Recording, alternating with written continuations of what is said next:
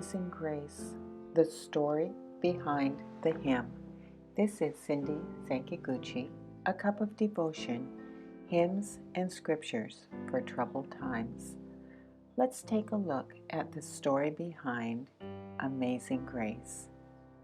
The world's most loved and best known hymn became the most performed and most recorded song in history in the 1960s.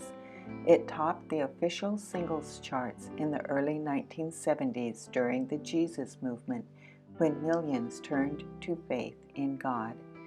As an 11-year-old boy, John Newton, author of this hymn, joined his father on the seas after his godly mother died. His father and the hardened deckhands influenced young Newton to become a profane infidel, unpredictable, violent, a drunkard, and murderer. He scared even veteran sailors when he was not in jail. Law officers called him vicious, brutal, void of empathy, and fearless. He escaped to Africa while running from the law. There, he joined a mob that was equally violent. They traded guns, spices, liquor, and human cargo on slave ships. The 1 in 3 slaves that survived the 6-week journey were sold at auction. One night, a violent storm broke out shortly after 23-year-old Captain Newton left the deck. He was unaware of the rapidly approaching storm, immersed in a book, unmoved by the moans, screams, and stench of those in chains below. When he realized the storm, he prepared to die. As Newton reviewed his wretched life, he realized that the only person who had ever loved him was his godly mother. He knew it would disappoint her to see what he had become.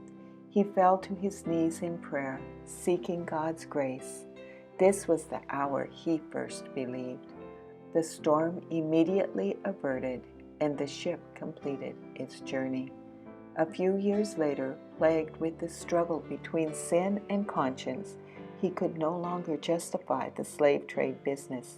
He writes, quote, "I was increasingly perturbed by a course of life involved with shackles, chains, and leg irons," unquote. 20 years later, Pastor Newton delivered a message to his congregation on the grace of God. Admitting his past sins and God's grace, he spoke of his life at sea during a violent storm. He composed a little hymn so the people could more easily remember the day's sermon. He finished the hymn singing the now forgotten verse, quote, "In evil long I took delight, unawed by shame or fear, till a new object struck my sight and stopped my wild career," end quote.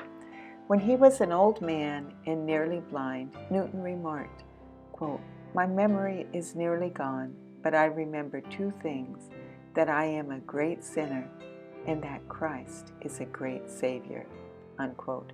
This hymn, written by a truly repentant criminal-turned-pastor, charts the path for the blind, wretched sinner on the road to spiritual sight through God's grace of salvation.